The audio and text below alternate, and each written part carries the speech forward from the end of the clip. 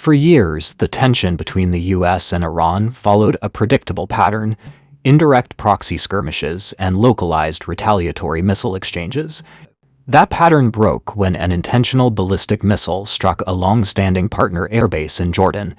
The attack targeted specific infrastructure, damaging hangars housing critical American assets, including Reaper drones. The strike left 2 U.S. service members dead, several others wounded, and 1 missing. The U.S. military responded with a massive 8-day retaliatory campaign, relentlessly striking IRGC military assets across the region. This escalation creates a new strategic reality. Will Iran's strikes drive a wedge between the U.S. and its partners, or force them into a tighter alliance? The IRGC shifted its focus, expanding from strictly anti-U.S. engagements into a state-backed campaign designed to intimidate any nation hosting American forces.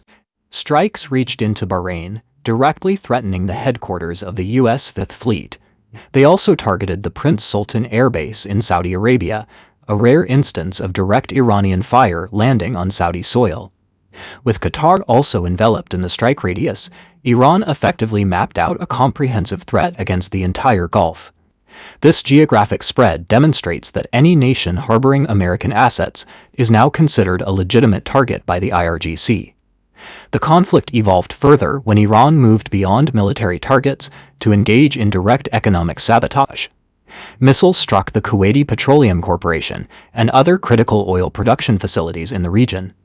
By hitting this infrastructure, Iran is targeting the primary source of wealth and the economic survival of these Gulf states. This represents a shift in target typologies, moving from attacking foreign military personnel to attacking the host nation's domestic stability. Targeting these oil fields turned a regional power struggle into a fight for sovereign survival, forcing the Gulf partners to reconsider their defensive priorities. Did Iran's strategy of intimidation actually succeed in fracturing the U.S. Gulf alliance? The strikes on domestic oil and military infrastructure produced the exact opposite effect. Because these nations now face direct fire on their own soil, their security reliance on the U.S. military has increased. This shared threat has unified a previously cautious group of partners into a motivated anti-IRGC bloc.